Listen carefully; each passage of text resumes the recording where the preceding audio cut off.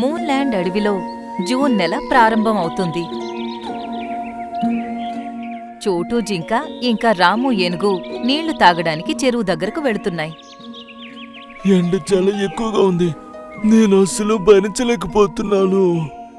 ఇంతలోనే సోను పావురం ఉన్నట్టుండి ఆకాశం నుండి నేల మీద పడింది.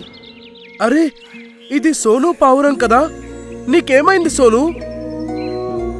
నాకు చాలా దాహంగా ఉంది, కానీ నాకు చెరువు వరకు ఎగిరి వెళ్లే శక్తి లేదు. అరే రాము ఏనుగు, ఏం చేస్తున్నావు? త్వరగా తినని ఎత్తుకో. రాము ఏనుగు సోను పావురంని తన తొండంతో ఎత్తుకుంది. ఆ తర్వాత అవి రెండు దానిని చెరువు దగ్గరకు తీసుకువెళ్ళాయి. నీళ్లు తాగిన వెంటనే సోను పావురంకి నయమైంది. అవి రెండూ కూడా నీళ్లు తాగి వాటి దాహం తీర్చుకున్నాయి. ఇంతలోనే అక్కడికి టీను పిచ్చుక వచ్చింది. అది కూడా చాలా దాహంతో ఉంది. అది కూడా నీళ్లు తాగింది.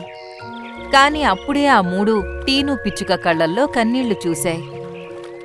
ఏమైంది టీను? నువ్వు ఎందుకు ఏడుస్తున్నావు?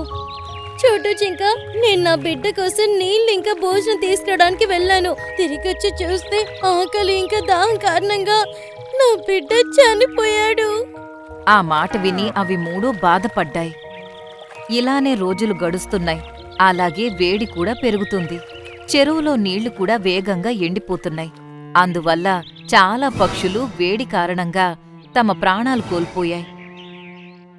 ఒకరోజు చోటు జింక నీళ్లు తాగడానికి చెరువు దగ్గరకు వెళితే అక్కడ తను చెరువు సగం ఎండిపోయి ఉండడం చూసింది. ఎండ రోజు రోజుకి పెరిగిపోతుంది. అలాగే ఈ చెరువులో నీళ్లు కూడా తగ్గిపోతున్నాయి. పరిస్థితి ఇలానే ఉంటే అడవిలో ఉన్న జంతువుల పరిస్థితి ఏంటి? చోటు జింక తీవ్రమైన ఆలోచనలో పడింది. తర్వాత వెళ్లి పూల చెట్లల్లో కూర్చుంది. అప్పుడే దానికి ఒక శబ్దం వినిపించింది. నీలంకన్య, నువ్వు నా కోరికలు తీర్చలేదు కదా, ఇప్పుడు చూడు నేను నిన్ను ఏం చేస్తానో. దుష్ట మానవ, నేను నీ ప్రతి కోరిక తీర్చాను. కానీ ఇప్పుడు నువ్వు ఎలాంటి కోరికలు కోరుతున్నావంటే అందులో ఎదుటి మనుషులకి నష్టం కలుగుతుంది. అటువంటప్పుడు నేను ఆ కోరికలను ఎలా తీర్చగలను? తీర్చలేకపోతే చావడానికి సిద్ధంగా ఉండు. వేటగాడు ఒక గుంత తవ్వి ఆ బాటిల్ని అందులో పెట్టి దానిమీద మట్టి వేసి అక్కడ్నుండి వెళ్ళిపోయాడు. అప్పుడే చోటు జింక ఆ చోటుకు వెళితే భూమిలో నుండి శబ్దం వచ్చింది. ఇంక నేను చావక తప్పదు. ఈ అడవిలో నన్ను కాపాడటానికి ఎవ్వరూ రారు. అలాగే ఎవ్వరికి నా మాటలు కూడా వినిపించవు. ఇంకా చోటు జింక దాని కాళ్లతో మళ్ళీ ఆ గుంతను తవ్వింది. దానికి బాటిల్ కనిపించింది. భయపడకు నీలం కన్యా, చోటు జింక ఉన్నంత వరకు నీకు ఏమి కాదు. చోటు జింక బాటిల్కున్న మూతను తీసింది. అప్పుడు నీలం కన్య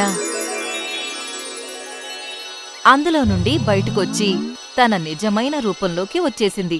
కాని తను నిల్చోలేకపోతుంది. ఏమైంది నీలం కన్యా? నువ్వు ఎందుకు నించోలేకపోతున్నావు? చోటు జింక, ప్రతి కన్యకి ప్రాణాలతో ఉండటానికి 3 రోజులకు ఒకసారి మల్లెపూలు తినాల్సి ఉంటుంది. కానీ ఈ దుష్ట మానవుడు గత 6 రోజుల నుండి నన్ను ఈ బాటిల్లో బంధించి ఉంచాడు. అందుకే నేను బలహీనపడ్డాను. నేను ఎగరలేకపోతున్నాను. నా మ్యాజిక్ కూడా పని చేయడం లేదు. ఇంక నేను చనిపోబోతున్నాను.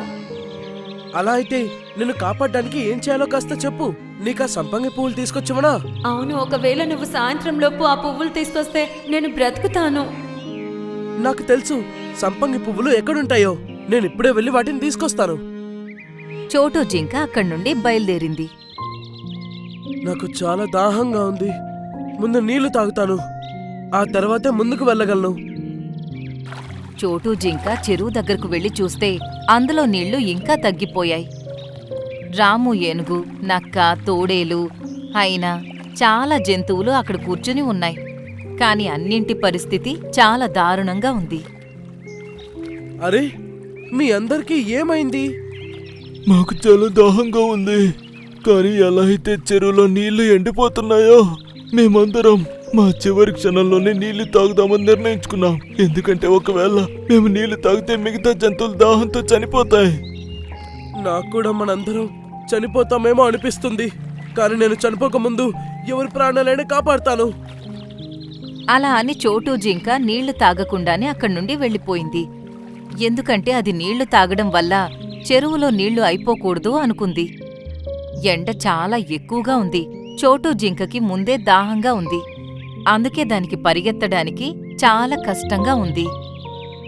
ఒకవైపు నీలంకన్య కూడా చనిపోయేలా ఉంది. మరోవైపు అడవిలో ఉన్న మిగతా జంతువులు కూడా. ఈ సమయంలో చోటు జింక బుర్రలో చాలా ఆలోచనలు వస్తున్నాయి. అది అర్ధగంట ప్రయాణం చేసిన తరువాత ఒక పూల తోటకి చేరుకుంది. ఎంతో వెతికితేనే దానికి అక్కడ సంపంగి పువ్వులు కనిపించాయి. దేవుడి దయ వల్ల సంపంగి పువ్వులు దొరికాయి. అది కొన్ని సంపంగి పువ్వులు తీసుకుని అక్కడి నుండి వచ్చేసింది. ఇంకా దానికి చాలా నీరసంగా ఉంది. అయినా కాని నీలంకన్య ప్రాణాలు కాపాడ్డానికి అది చాలా సాహసం చేసి తన దగ్గరకు చేరుకుంది. ఇదిగో నీలంకన్య, నేను సంపంగి పువ్వులు తీసుకొచ్చాను. అది విని నీలంకన్య నీరసంగా ఇలా అంది. ఇవ్వు, నా చేతికివ్వు. చోటు జింక ఆ పువ్వులు నీలంకన్య చేతికి ఇచ్చింది. నీలంకన్య ఒక్కొక్కటిగా 3 పువ్వులు తినేసింది. ఆ తర్వాత కాసేపు విశ్రాంతి తీసుకుంది.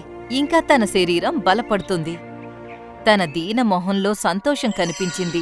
తను లేచి నిలబడింది. నాకు నయమైంది. అది కూడా కేవలం నీ వల్లే జింక తమ్ముడు. నిన్ను కాపాడగలిగినందుకు నాకు చాలా సంతోషంగా ఉంది. అలా అంటూ చోటు జింక కూడా నేల మీద పడిపోయింది. అయ్యో చోటు జింక, నీకేమైంది? నేను ఉదయం నుండి దాహంతో ఉన్నాను. చెరువు ఎండిపోయింది. జంతువులన్నీ చెరువు దగ్గర ఉన్నాయి. వాళ్ళు ప్రాణాలతో ఉండాలని నేను చెరువులో నీళ్లు తాగలేదు. అయ్యో ప్రియమైన జింక, నువ్వు చాలా మంచివాడివి. కానీ ఇంక నువ్వేమీ కంగారు పడకు, నేనంతా సరిచేస్తాను. అలా అని నీలంకన్య తన మంత్రదండం తిప్పింది. వాళ్ళిద్దరూ చెరువు దగ్గరకు చేరుకున్నారు. అక్కడ మిగతా జంతువులన్నీ చాలా దారుణమైన పరిస్థితిలో ఉన్నాయి. అలాగే చెరువు కూడా చాలా వరకు ఎండిపోయింది. చోటు జింక, నువ్వు వచ్చేసావా? పోన్లే, మంచి జరిగింది. ఇంక మనమందరం కలిసి ప్రపంచాన్ని వదిలి వెళ్తాం. ఆ. అలా ఏం జరగదు ప్రియమైన మిత్రులారా. అలా అని నీలంకన్య తన మంత్రదండం తిప్పింది. చెరువు మొత్తం నీటితో నిండిపోయింది. అది చూసి అన్నీ లేచి నీళ్లు తాగడం మొదలుపెట్టాయి. నీళ్లు తాగిన తరువాత ప్రాణం తిరిగొచ్చినట్టుగా అనిపించింది. అలాగే వాటి మొహంలో సంతోషం కనిపించింది. నీలంకన్య, ఈ రోజు నీ వల్ల మేమందరం ప్రాణాలతో ఉన్నాం. నీకెలా కృతజ్ఞతలు చెప్పాలో అర్థం కావడం లేదు.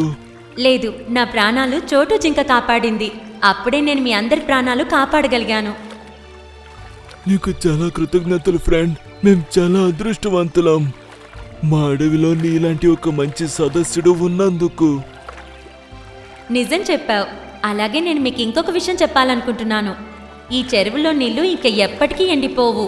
పొద్దునంతా మీరు ఎన్ని నీళ్లు తాగుతారో రాత్రి మళ్ళీ అన్ని నీళ్లు ఈ చెరువు లోపలికి వచ్చేస్తాయి.